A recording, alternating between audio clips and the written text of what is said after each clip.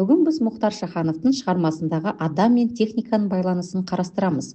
Қазіргі әлемде техника маңызды рөл атқарады, бірақ технологияның дамуы адамның рухани әлеміне әсер етеді. Экрандағы сөздерге қарап, оларды байланыстырып, екі сөйлем құрастырыңыздар.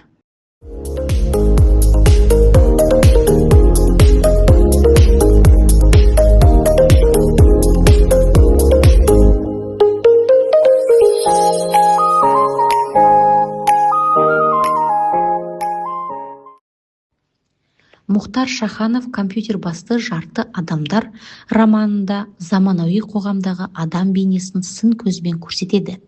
Автор техникалық прогресс пен материалдық құндылықтарға шамадан тыс тәуелді болудың қауіпті екенін айтады. Оның ойынша, адам тек ақпарат пен байлыққа емес, рухани құндылықтарға, ар-ұжданға, ұлттық болмысқа сүйенуі керек. Романда компьютер басты адам өз бетінше ойлаудан, сөзінуден алыстап, технологияға тәуелді болған жарты адам бейнесі ретінде беріледі.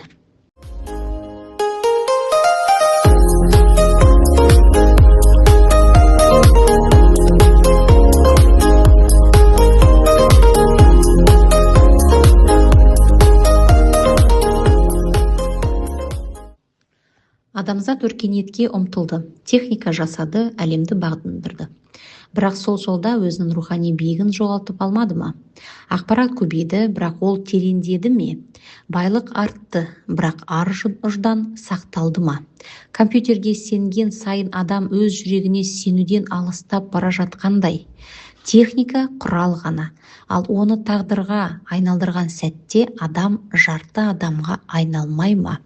Рухсыз жеңістер, баянсыз, ұлттың коды ар мен намыс жоғалса, өркениет те адамды құтқара алмайды. Толық адам болу тек білімді болу емес, рухты сақтау.